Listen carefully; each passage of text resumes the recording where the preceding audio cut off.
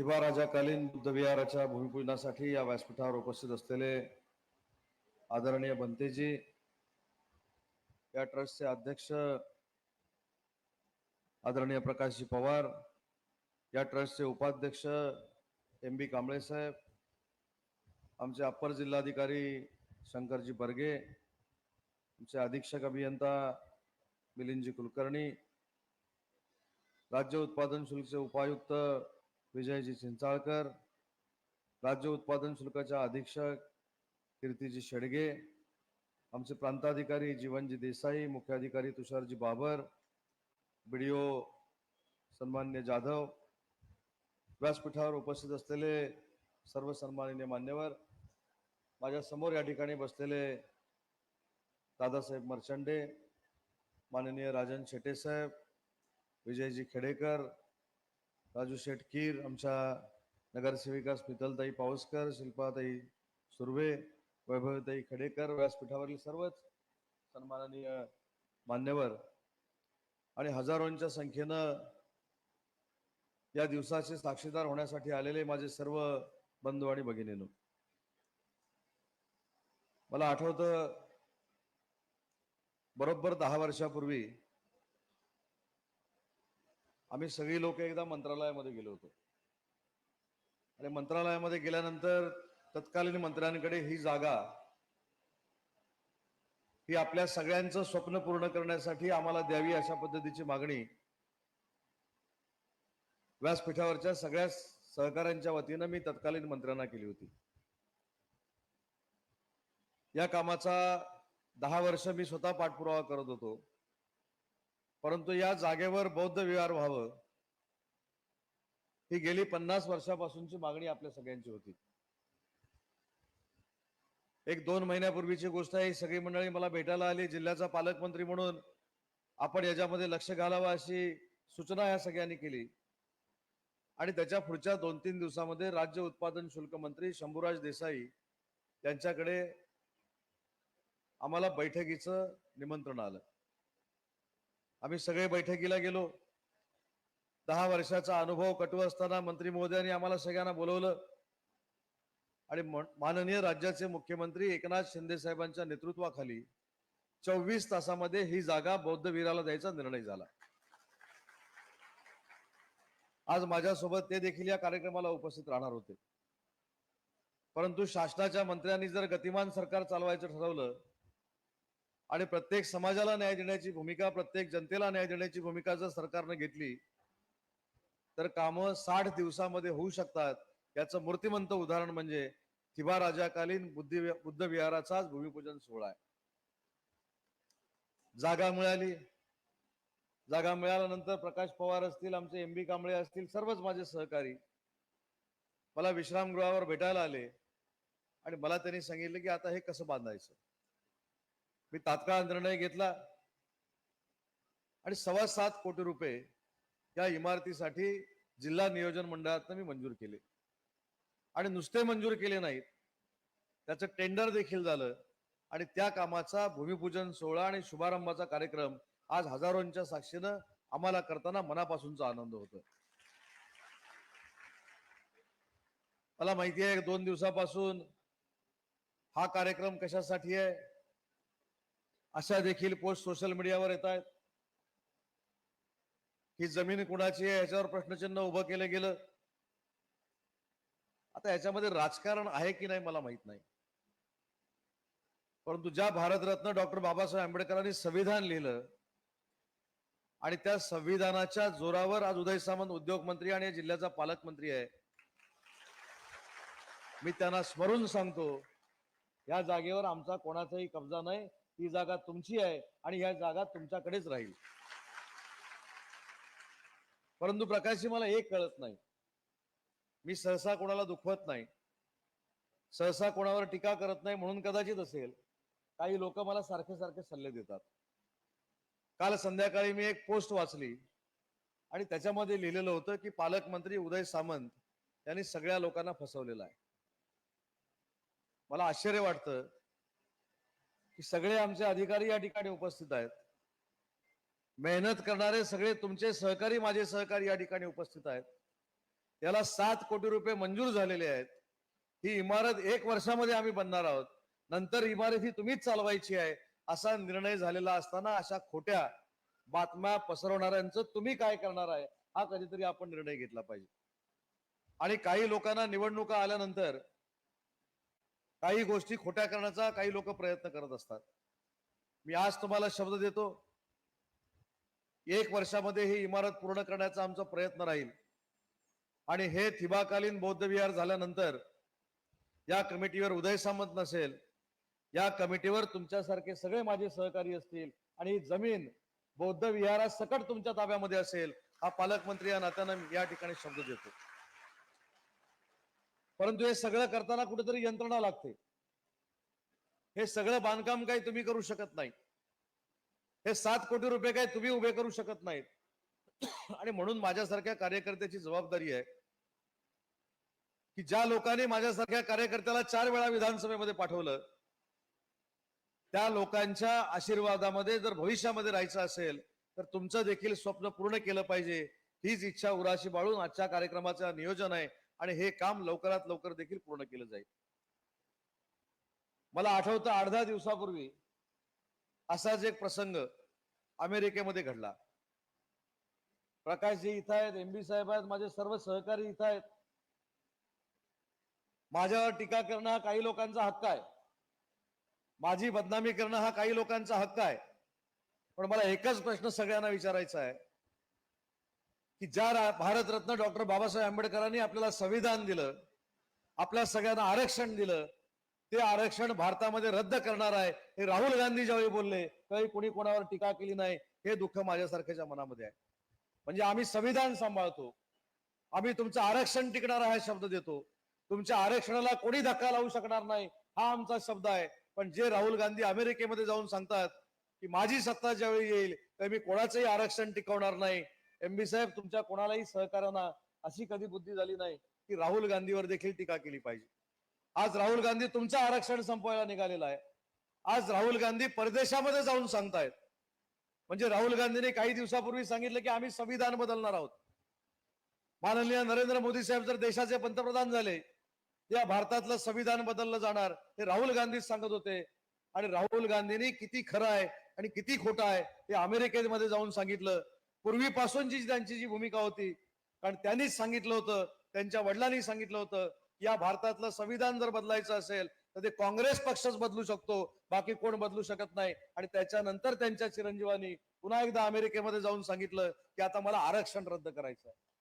मग बौद्ध विहार उभारणारा उदय सामंत चांगला आहे की अमेरिकेमध्ये जाऊन आरक्षण रद्द करणारे राहुल गांधी चांगले आहेत? याचा निर्णय कधीतरी तुम्हाला घ्यावा लागणार आहे. आणि म्हणून माझ्यावर टीका झाली याच्यावर माझं दुःख नाही, मला दुःख देखील वाटत नाही.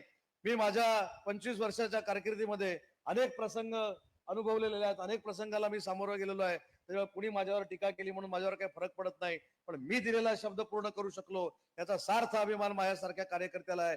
1 वर्षामध्ये देशातलं चांगलं बौद्ध विहार याच जमिनीवर उभं केल्याशिवाय आम्ही गप्प बसणार नाही, ही शपथ घेण्याचा आजचा दिवस आहे. काल मला मी रत्नागिरीमध्ये असताना काही लोकांनी सांगितले की साहेब हे बघा तुमच्या विरोधात काय आलंय.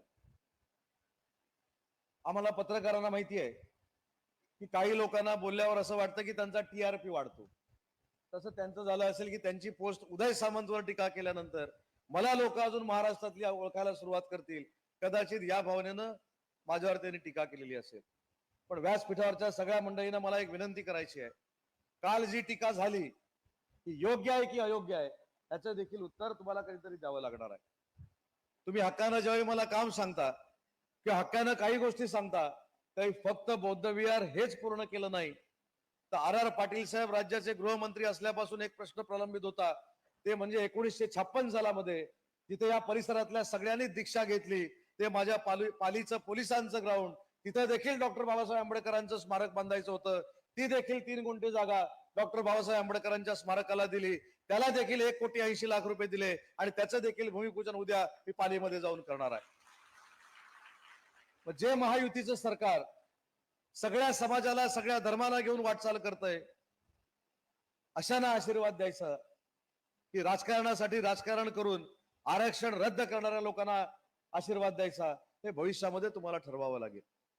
ही मंडळी ज्या ज्या वेळी मला भेटली त्यांनी सांगावं, मला माहित नाही कोण कुठच्या पक्षाचा आहे, कोण कुठच्या पक्षाला मतदान करतं, पण भारतरत्न डॉक्टर बाबासाहेब आंबेडकरांनी जे संविधान दिलं, जो तुम्हाला सगळ्यांना मतदानाचा अधिकार दिला, जो तुम्हाला मतदानाचा अधिकार आहे, तोच अनिल अंबानीला मतदानाचा अधिकार आहे, तोच मुकेश अंबानीला मतदानाचा अधिकार आहे.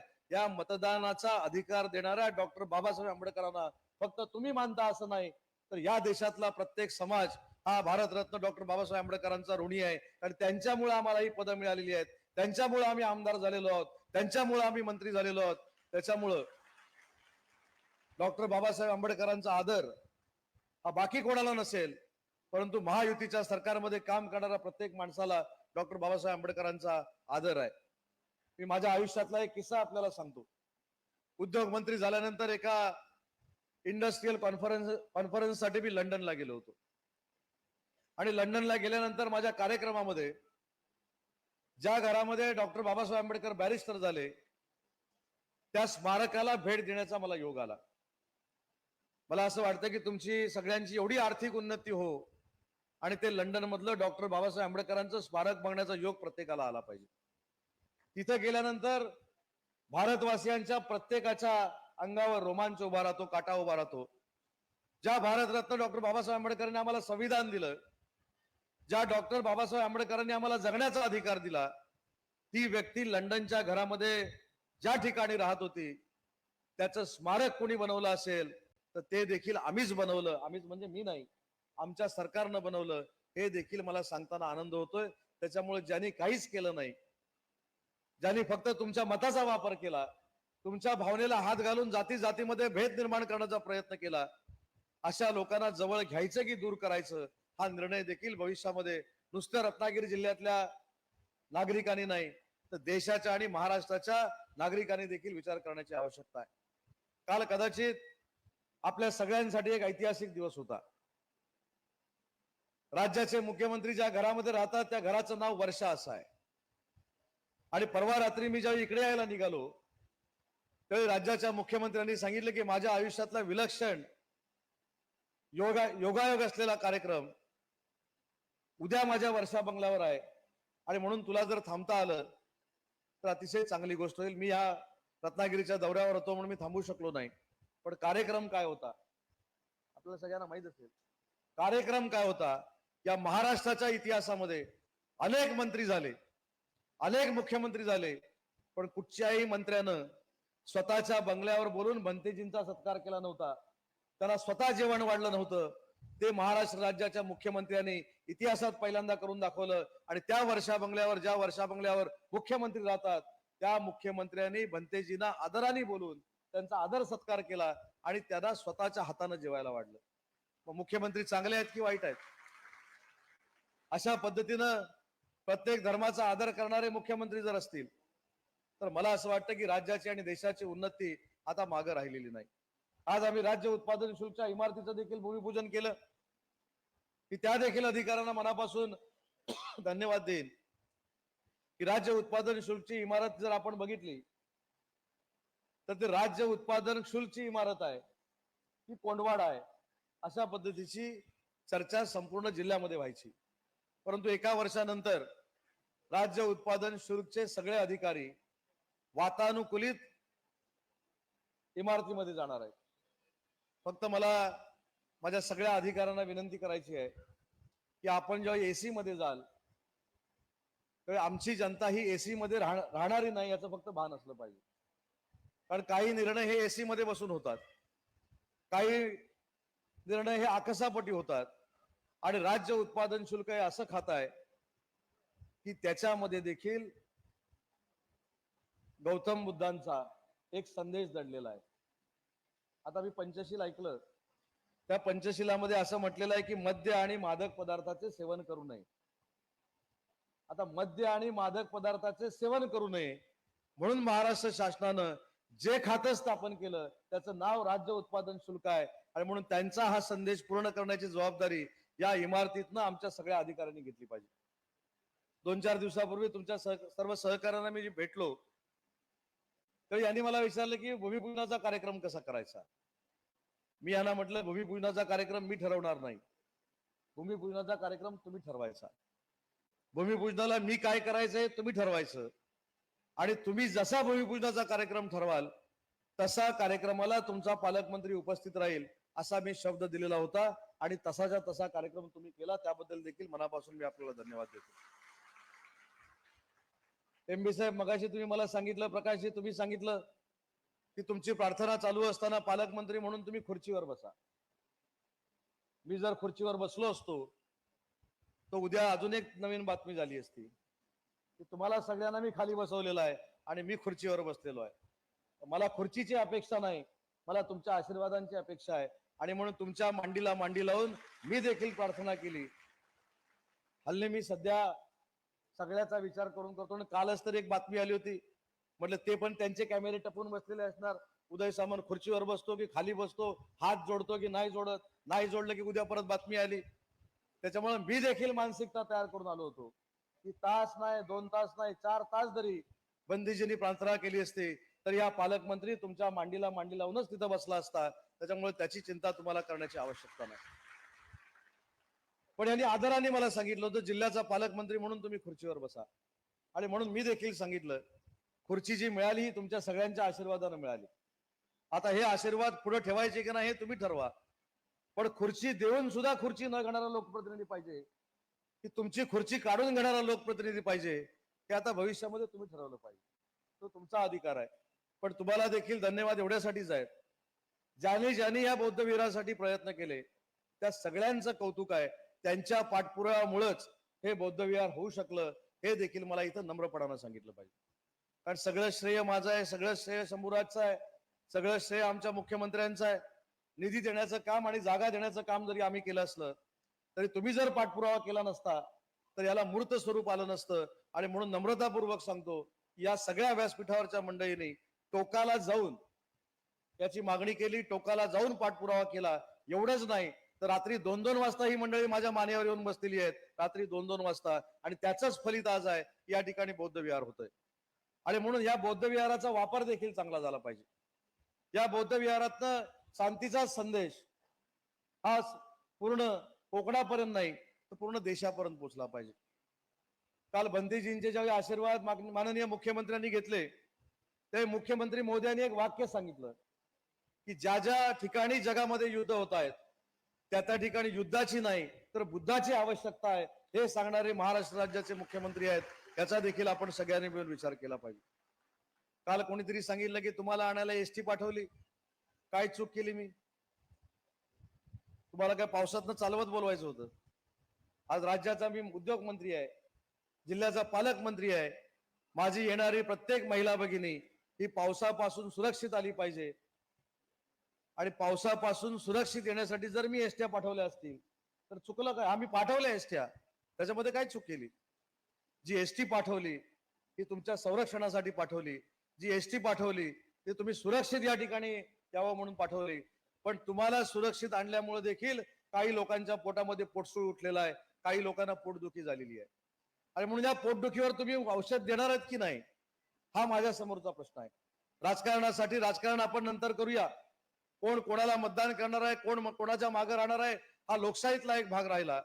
पण एक विधायक काम जर होत असेल, जर चांगलं काम होत असेल, आणि अनेक वर्षाची समाजाची मागणी जर मान्य होत असेल, आणि ती लोक शासनाच्या जर एसटीत नाही येत असतील तर कोणाला काय फरक पडला आणि कोणाला का पोटदुखी आहे हे आजपर्यंत मला कळलेलं नाही. पण ज्या संख्येनं तुम्ही उपस्थित राहिलात त्या अर्थी त्या पूर्ण बौद्ध विहाराच्या कामाला तुमचा पाठिंबा आहे. पाठिंबा आहे ना? मग आता कालच्या पोस्टची विचार करण्याची मला आवश्यकता पण नाही. ती माझ्या मोबाईलवर आलेली पोस्ट आता गेल्या गेल्या मी डिलीट करून टाकतो, त्याची तुम्ही चिंता करू नका. पण असं आपल्या समाजामध्ये आपल्या चांगल्या कामामध्ये आडकटी काढणाऱ्या लोकांचं नक्की तुम्ही काय करणार आहात हा देखील निर्णय कधीतरी घ्या. मी जर चुकत असेल तर माझा देखील कान धरण्याचे अधिकार मी तुम्हाला दिलेले आहेत, मला देखील समज देण्याचे अधिकार मी तुम्हाला दिलेले आहेत. कारण ज्या माझ्या माय भगिनी काही अपेक्षेने इथं आलेल्या आहेत, आज मी अभिमानानं सांगतो गेले 25 वर्ष मी राजकारणामध्ये आहे. या जागेवर ज्यावेळी तुमचा कार्यक्रम होतो, जयंतीचा कार्यक्रम होतो, त्यावेळी 1-2 वेळा मी आलो नसेल काही कामानिमित्त, पण भगवान जाधवांना माहिती आहे या ठिकाणी सातत्याने येणारा बाकी कोण लोकप्रतिनिधी नाही तर तो उदय सामंतच आहे आणि त्याचा मला कधीही कमीपणा वाटला नाही. अनेक सहकारी मला सांगतात की या कार्यक्रमाला आल्यानंतर तुम्हाला व्यासपीठावर घेणार नाहीत. त्यावेळी मी त्यांना सांगितलेलं आहे, या पवित्र भूमीमध्ये येत असताना मी व्यासपीठावर बसण्यासाठी येत नाही, तुमच्या सगळ्यांच्या आशीर्वादानं पहिल्या रांगेत आणि व्यासपीठावर बसण्याची संधी तुम्ही मला प्राप्त करून दिलेली आहे. पण त्या दिवशी ते मी येतो ते डॉक्टर बाबासाहेब आंबेडकरांना वंदन करण्यासाठी येतो, नतमस्तक करण्यासाठी येतो, आपल्या गौतम बुद्धांना नतमस्तक होण्यासाठी येतो. त्याच्यामुळे तुम्ही जिथे बसलेला असाल तिथंच मी बसणार आहे या भावनेतनं एकदाही मी कधी व्यासपीठावर आलेलो नाही. त्याच्यामुळे हे जे नियम आम्ही पाळतो याची देखील आम्ही मेहरबानी करत नाही. हे आमचे कर्तव्य आहेत. ज्या लोकांनी आम्हाला दिशा दिली, ज्या लोकांनी आम्हाला राजकारणाचे धडे दिले, त्या लोकांच्या कार्यक्रमाला जात असताना जर आम्ही खाली बसलो काय किंवा समोरच्या रांगेमध्ये बसलो काय तर आमच्या अस्तित्वाचा प्रश्न निर्माण करण्याची काही गरज नाही. आणि म्हणून मोठ्या संख्येनं आपण इथे आलात, पाऊस असताना देखील आलात, त्याबद्दल मी मनापासून आपल्याला धन्यवाद देतो. भविष्यामध्ये जे जे काही या बौद्ध विहाराच्या अजून चांगलं करण्यासाठी करावं लागेल ते पालकमंत्री या नात्यानं माझ्याकडनं नक्की केलं जाईल. हा देखील मी मनापासून आपल्या सगळ्यांना शब्द देतो. आणि मला व्यासपीठावरच्या सगळ्या मंडळींना आणि विशेषतः सगळ्या अधिकाऱ्यांना अजून एक विनंती करायची आहे. आजच दुपारी 12 वाजताच्या कॅबिनेटसाठी मी मुंबईमध्ये होतो. मुंबईमध्ये असताना मुख्यमंत्री महोदयांनी एक अतिशय महत्वाची एक बैठक घेतली आणि ती बैठक मी जाहीरपणानं सांगतो काय होती की मुख्यमंत्री माझी लाडकी बहीण योजनेतनं ज्यांचे आधार लिंक महिला भगिनींच्या झालेलं नाहीत, तो रत्नागिरी जिल्ह्यातला आकडा 30,734 महिला भगिनींचा आहे. जमलेल्या महिला भगिनींच्या साक्षीनं सांगतो की पुढच्या 72 तासाच्या आत त्या 30,762 महिला त्या आधारला लिंक झाल्या पाहिजेत. ही जबाबदारी बर्गे साहेब तुमची आहे. आणि सप्टेंबर महिन्यामध्ये या जिल्ह्यातल्या 2,37,000 महिलांना माझी लाडकी बहीण योजनेतनं उरलेल्या 2 महिन्याचे 3,000 रुपये मला वर्ग करायचे आहेत. त्यासाठी आजच्या आज या कामाला सुरुवात झाली पाहिजे. आणि 30,000 महिला या आधार लिंक पासून वंचित राहतात, हे चांगल्याचं लक्षण नाही. आपण स्वतःची पाठ स्वतः ठोकतून घेतो. या 30,000 महिलांना देखील माझी लाडकी बहीण योजनेचा लाभ मिळण्यासाठी आजपासून 72 तास आपल्याला काम करण्यासाठी मुख्यमंत्री महोदयांनी दिलेले आहेत. त्याचा देखील उपयोग अधिकाऱ्यांनी करावा एवढीच मी या ठिकाणी विनंती करतो. ज्या योजनेचा मी उल्लेख केला त्या योजनेमध्ये अनेक माझ्या महिला भगिनी असतील, पण ही देखील योजना तुमच्यापर्यंत पोहोचू नये यासाठी काही लोकांना हायकोर्टामध्ये पाठवले, काही लोकांना सुप्रीम कोर्टामध्ये पाठवले. पण सुप्रीम कोर्टानं सांगितलं की महाराष्ट्र राज्यानं निर्माण केलेली मुख्यमंत्री माझी लाडकी बहीण योजना ही भगिनींसाठी असलेली योजना आहे, ही आम्ही थांबवणार नाही. आणि मी तुम्हाला शब्द देतो राज्याचा उद्योग मंत्री म्हणून मुख्यमंत्र्यांच्या वतीनं की ही योजना आता कधी थांबली जाणार नाही. जोपर्यंत सूर्य आणि चंद्र आहेत तोपर्यंत मुख्यमंत्री माझी लाडकी बहीण योजना ही कायमस्वरूपी चालू राहील. कदाचित पुन्हा सरकार आल्यानंतर 1500चे आम्ही 2,500 करू, पण 1500चे 1,000 रुपये आम्ही करणार नाही, केले तर दुप्पट करू आणि तो फायदा माझ्या महाराष्ट्रातल्या जनतेला देऊ. हा देखील शब्द राज्याच्या मुख्यमंत्र्यांनी आपल्याला दिलेला आहे. आणि म्हणून सगळ्याच अधिकाऱ्यांनी या योजना ज्या आहेत त्या लोकांपर्यंत पोहोचवल्या पाहिजेत. सगळ्या योजना लोकांपर्यंत पोहोचवण्यासाठी पालकमंत्री या नात्याने मी तुमच्या सोबत आहे. हा पुन्हा एकदा या ठिकाणी शब्द देतो. आणि आज थिबार राजाकालीन बुद्ध विहाराचं आपल्या सगळ्यांच्या उपस्थितीमध्ये भूमिपूजन झालं असं या ठिकाणी जाहीर करतो. आणि 1 वर्षाच्या आत अतिशय चांगली महाराष्ट्रातली सुंदर इमारत या ठिकाणी उभी केली जाईल. हा पुन्हा एकदा आपल्याला शब्द देतो आणि थांबतो. जय हिंद, जय महाराष्ट्र. रत्नागिरी 24 न्यूज चॅनलला आताच सबस्क्राईब करा आणि शेअर करायला विसरू नका.